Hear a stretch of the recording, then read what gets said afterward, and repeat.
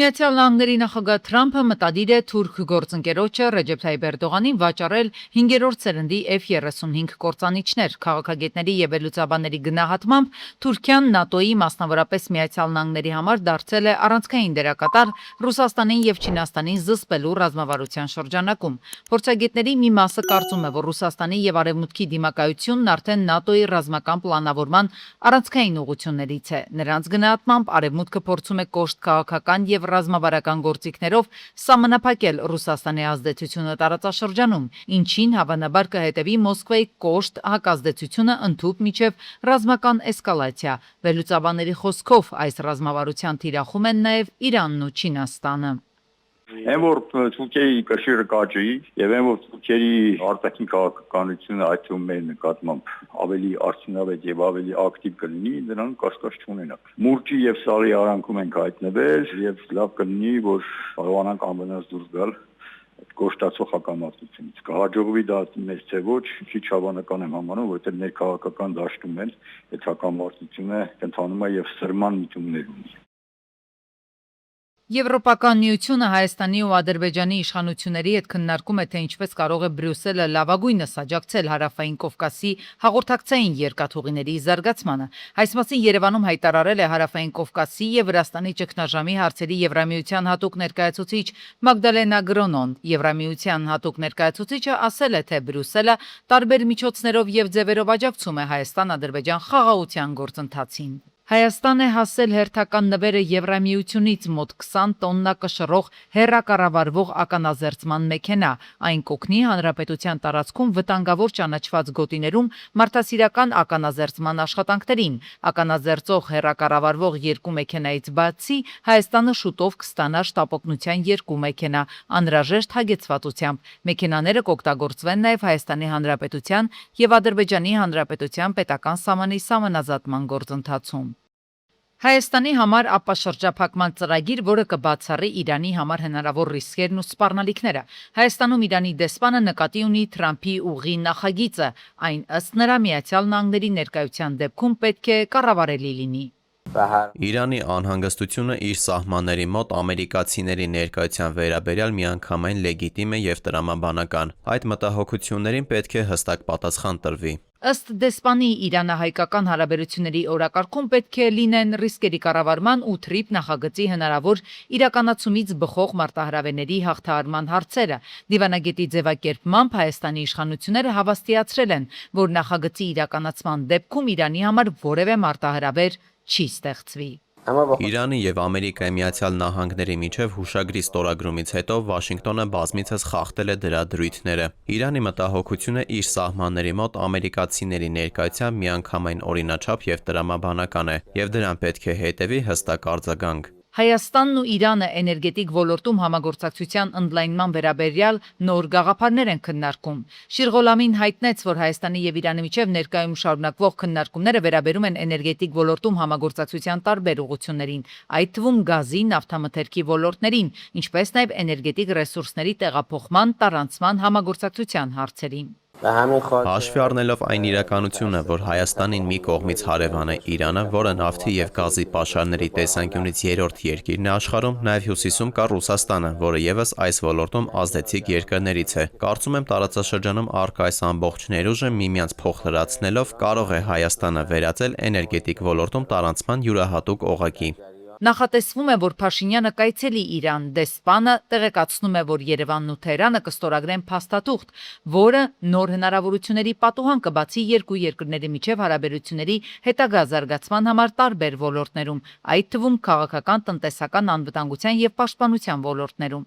Փաստաթուղթն ըստ դիվանագետի գտնվում է ուսումնասիրման եւ կազմման փուլում։ Ըստ դեսպանի քայլեր են ձեռնարկվում հնարավորինս շուտ ավարտել այդ փուլը եւ անցնել ստորագրման փուլին։ Արցախի մշակութային ժառանգության պաշտպանության նախաձեռնողները դրամահավաք են սկսել միջազգային հարթակներում հայկական մշակութային արժեքների պաշտպանությանն ուղղված աշխատանքները շարունակելու նպատակով։ Հավաքագրված միջոցները նախատեսվում է օգտագործել փաստահավաք զեկույցների պատրաստման եւ դրանց միջազգային տարածման, ինչպես նաեւ տեղեկատվական հատուկ ձեռնարկների հրատարակման համար։ Արցախի մշակութային ժառանգության օմբուդսմենի խոսքով այդ նյութերը փաստերով եւ թվային հղումներով կօգնեն միջազգային հանրությանը առավել ամբողջ ամբողջական պատկերացում կազմել Արցախի մշակութային ժառանգության եւ դրա նկատմամբ արձանագրված դեպքերի մասին։ Դրան զուգահեռ մենք նախատեսում ենք փոքր դահլիճների հրատարակում իրականացնել։ Ինքը քառորդական հատուկ ձեռնարկներ են, որտեղ ոչ համապատասխան փաստերը Արցախի մշակութային ժառանգության հետ կապված, ոչ միայն վերջի ժամանակաշրջանի, այլ առհասարակ, ու իր մեխանիզմը այնպես է, որ ընտրվում է կոնկրետ մեկ կամ մի քանի հուշարձան կամ որևէ բնակավայր եւ արձանագրված բոլոր դեպքերի մասին շատ համառոտ տեղեկատվություն դրվում։ Կոտայքի մարզում եւ Երևանում բենզալցակայան շահագործող ընկերությունը 2023-ից 26 թվականներին առանց համապատասխան փաստաթղթերի ձեռք է բերել եւ իրացրել շուրջ 1.6 միլիարդ դրամի հեղուկ վառելիք, չտրամադրելով ՀԴՄ կտրոններ եւ հարկային հաշվառման մեջ չարտացոլելով գործարքների զգալի մասը։ Այս մասին պարզվել է Պեկին հետաքննության եւ օպերատիվ հետախուզության վարչության իրականացված միջոցառումների արդյունքում։ Նախնական տվյալներով պետությանը պատճառվել է շուրջ 500 միլիոն դրամի վնաս, դեպքի առթիվ նախաձեռնվել է քրեական վարույթ։ Եթե ձեր վարելու իրավունքից զրկման ժամկետը լրացել է մինչև հուլիսի 6-ը, օրինակ վարելու իրավունքից զրկվել է 2025 թվականի մարտ ամսին եւ զրկման ժամկետը արդեն ավարտվել է, ապա հուլիսի 6-ից սկսած ունեք 1 տարի ժամանակ վերականգնելու ձեր վարորդական վկայականը։ Ներկայանալու օրը անհրաժեշտ է ունենալ անձը հաստատող փաստաթուղթ, 50,000 դրամ պետական տուրքի վճարման անդորրագիր, նոր վարորդական վկայական ստանալու համար նաեւ պետական տուրքի վճարման անդորրագիր, 12,000 դրամ, իսկ թվային վկայականի դեպքում 6,000 դրամ, եթե հին վկայականը վերադարձման ենթակա չէ։ Դիմելու համար քաղաքացիները պետք է նախապես հերթագրվեն հաշվառման քննական ստորաբաժանում, ներկայանալու համար ընտրելով զրկված վարորդական վկայականի վերականգնում առանց քննությունների տողը։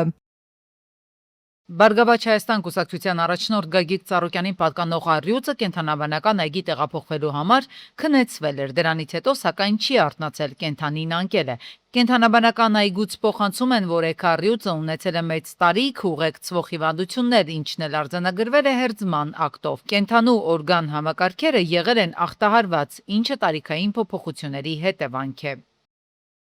Դիլիջանի ջրամատակարարումը դադարեցվել է քաղաքացիների անվտանգությունն ապահովելու նպատակով։ Վեոլիա ջրից պարզաբանում են Դիլիջանում գիշերը գրանցված հորդառատ անձրևի եղանակային անբարենպաստ պայմանների հետևանքով գետը վարարել է եւ դուրս է եկել հունից։ Ընկերությունից հավաստիացնում են, որ մասնագետները ձեռնարկում են անհրաժեշտ միջոցներ իրավիճակը հնարավորինս արագ կարգավորելու եւ ջրամատակարարումը վերականգնելու համար։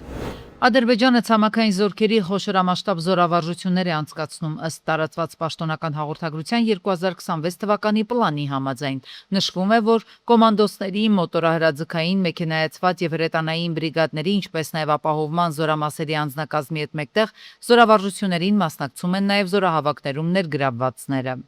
Իրանի զինված ուժերը հարձակվել են Քուվեյթում եւ Բահրեյնում գտնվող ամերիկյան բազաների վրա, ի պատասխան Ամերիկայի հարվածների, ասվում է Իսլամական հեղափոխության պահապանների կորպուսի հայտարարության մեջ։ Գիշերը Միացյալ Նահանգների զինված ուժերը մի շարք հզոր հարվածներ են հասցրել Իրանին, ի պատասխան Հորմուզի նեղուցով անցնող առևտրային նավերի վրա Իրանի ենթադրյալ հարձակումների։ Միացյալ Նահանգների կենտրոնական հրամանատարության հայտարարության համաձայն ամերիկան 80 թիրախներ հարձակման են ենթարկվել Թեհրանին նեղուցում նավագնացությանը միջամտելու հնարավորությունից զրկելու փորձի շրջանակում։ Անկարայում ՆԱՏՕ-ի գագաթնաժողովի երկրորդ օրվա մեկնարկից առաջ լրագրողների հետ զրույցում ՆԱՏՕ-ի գլխավոր քարտուղար Ռյուտեն Ռուսաստանի նախագահ Պուտինին կոչ է արել չխաղալ դաշինքի հետ։ Ռյուտեն զգուշացրել է, որ ՆԱՏՕ-ն կպաշտպանի իր տարածքը, նա նաև նշել է, որ ակնկալում է, որ գագաթնաժողովի ավարտից հետո ընդունված հռչակագրում Ռուսաստանը կնշվի որպես ՆԱՏՕ-ի համար երկարաժամկետ սպառնալիք։ Իմ ուղերձն այն է, որ այս դաշինքը, որը կազմված է Եվրոպայում, Կանադայում եւ Միացյալ Նահանգներում ապրող 1 միլիարդ մարդկանցից, կպաշտպանի մեր տարածքի յուրաքանչյուր սանտիմետրը։ ՆԱՏՕ-ին հաղթել հնարավոր չէ։ Մենք պաշտպանական դաշինք ենք։ Մենք երբեք ոչ ոքի վրա չենք հարձակվի։ Մենք կպաշտպանենք մեր կենսակերպը, մեր ժողովրդավարությունները, մեր տարածքը, այնպես որ մի կատակեք մեզ հետ, մի խաղացեք մեզ հետ։ Իրանին հասցված Միացյալ Նահանգների վերջին հարվածները բացարձակապես անհրաժեշտ են եղել ՆԱՏՕ-ի գագաթնաժողով ժամանելիս լրագրողներին այս մասին հայտարարել է Հյուսիսատլանտյան դաշինքի գլխավոր քարտուղար Մարկ Ռյուտեն։ Ես դրանք բացարձակապես անհրաժեշտ եմ համարում։ Այն բանից հետո, երբ նավերը ենթարկվեցին հարձակման, ես առանցքային եմ համարում, որ ԱՄՆ-ն պատասխանեց դրան։ Հորմուզի նեղուցը պետք է բաց լինի։ Էրդողանի հետ բանակցությունների ընթացքում Թրամփը ի թիվս այլ հարցերի անդրադարձել է նաև Գրենլանդիայի խնդրին։ Հիշեցնենք, առաջացած վլարվածությունը մեղմելու եւ ճգնաժամը լուծելու նպատակով Գրենլանդիան, Դանիան եւ Միացյալ Նահանգները տարեսկզբին համաձայնել էին բարձր մակարդակի դիվանագիտական բանակցություններ վարել։ Դրանց արդյունքները սակայն դեռևս չեն ներկայացվել։ Թրամփը շարունակում է մնալ այն համոզմանը, որ ամերիկյան անվտանգության համար չափազանց կարևոր թերակղզին պետք է գտնվի Միացյալ Նահանգների, այլ ոչ թե Դանիայի վերահսկողության ներքո, ու դա նրա դիտարկմամբ ունի իր բացատրությունը։ Գրենլանդիայի հարցը վնասում է իմ եւ ՆԱՏՕ-ի հարաբերություններին։ Դանիան ֆինանսական միջոցներ չի ծախսում Գրենլանդիային օգնելու համար։ Այս տարածքը, սակայն, շատ կարևոր է Միացյալ Նահանգների համար։ Գրենլանդիան շրջապատված է չինական եւ ռուսական նավերով, բայց մենք դա չենք հանդուրժելու։ Ֆրանսիայի նախագահ Մակրոնը ՆԱՏՕ-ի գագաթնաժողովի պաշտոնական ընդունելության ժամանակ փորձել է համբուրել Թուրքիայի առաջին տիկինի ձեռքը, սակայն կտրուկ մերժում է ստացել։ Թուրքիայի առաջին տիկինը կանխել է այդ ժեստը, բռնելով Մակրոնի դաստակը։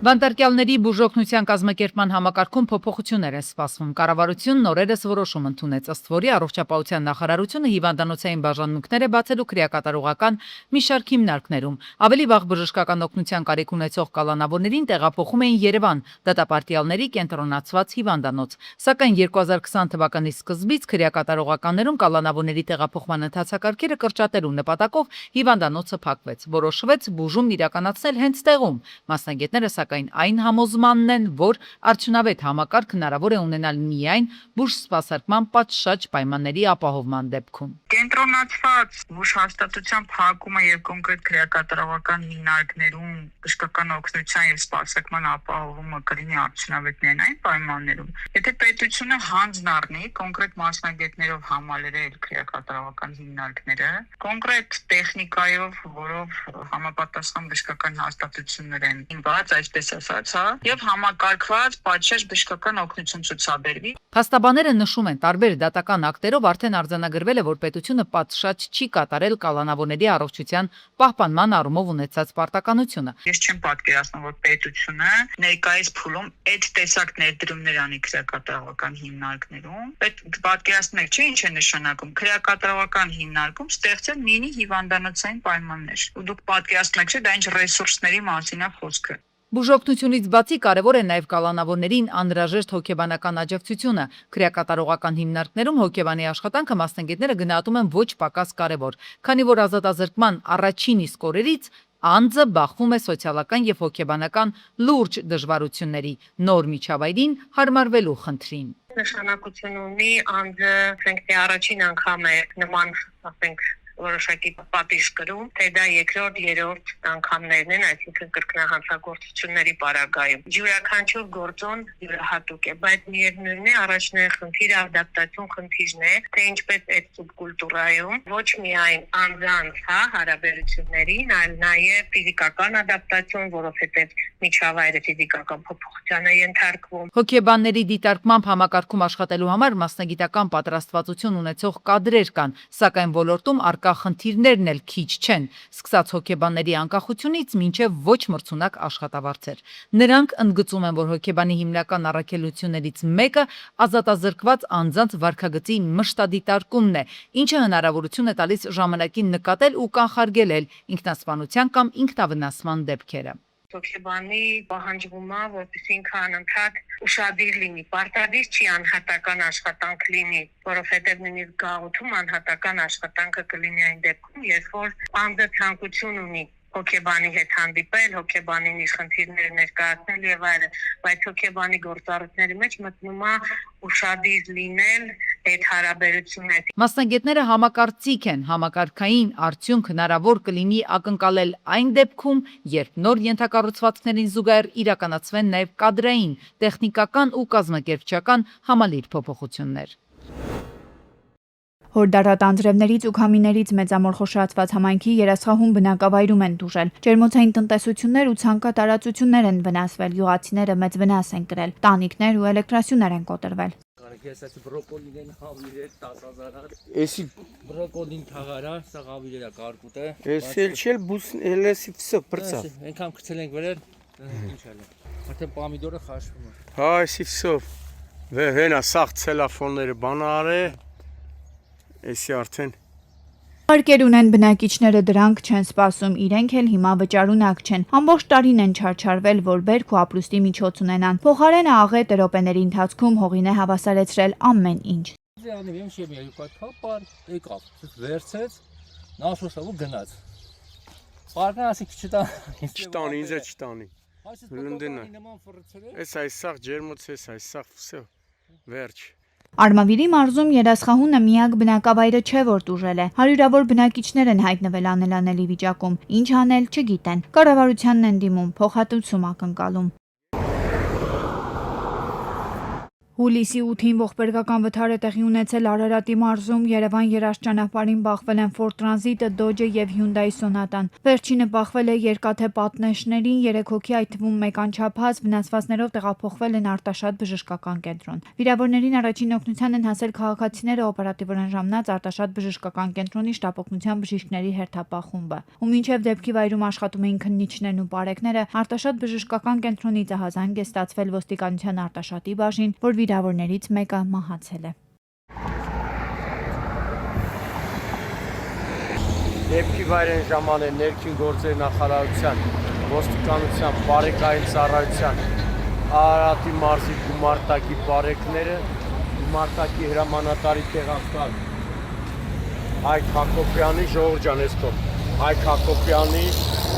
գումարտակի ծառայության ավագ տեսուչ օրվա պատասխանատու